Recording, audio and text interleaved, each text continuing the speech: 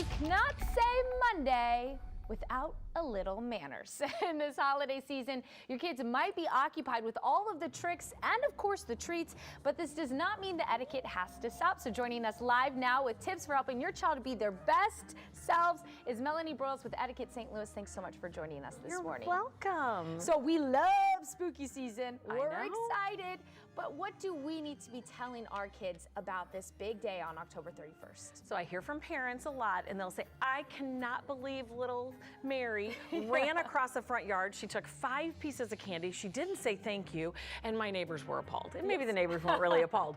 But I always say to them, did you sit little Mary down before she went out trick-or-treating and say, hey, here's what mom and dad expect from you. Yes. You know, walk on the sidewalk, knock on the door, say please and thank you, take one. And then I love to remind our families that have just relocated here that in St. Louis, we have this tradition of telling a joke at the door, like a little Halloween joke. And so a lot of times people from outside of the area aren't as familiar with that tradition. So get on Google, find a funny little dad Halloween joke and help them memorize that on their way out. That was one of the first things someone said to me about Halloween. They said, well, you know, they actually tell jokes like trick or treat. I'm like, wow, I would really get in that as a child. But of course, having that conversation, you need the joke, please and thank you. If it says take one, don't take the whole bucket. It's tempting, but don't do so, is important. But something that you had mentioned is this year in particular, you might see a bit of an older crowd.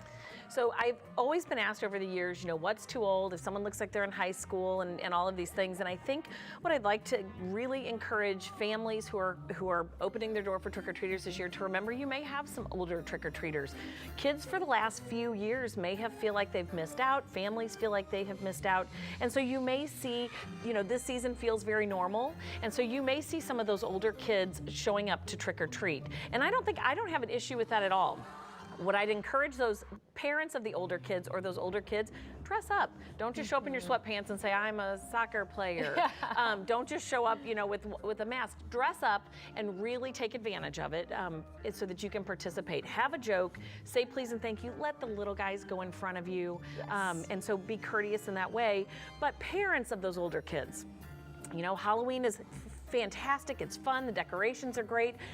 Those older kids get to go out a lot by themselves and you don't exactly know what they're doing. So I think it's important for parents of those older kids to say, look, I want to know where you are, I want you to check in. After a certain time you need to be in. Don't, you know, take advantage of the opportunity that it's dark. Decorations can be damaged and pumpkins smashed and things like that. So I think that's on the parents, because sometimes parents will say, well, I didn't know where they were, but my kid would never do that. Everybody can be influenced by the crowd. So really talking to your kiddos about expectations, even when they're older, is really important.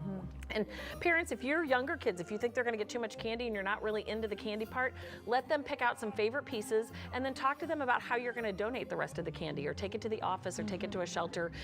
Donate that in some capacity, and so you get kind of, you know, double bang for your buck with your kiddos. You've taught them manners, they've had a fantastic night, they've dressed up, gotten some candy, and made a difference someplace else. Perfect. And of course, the biggest thing that we could take away is communicating, right? Having that communication with our kiddos.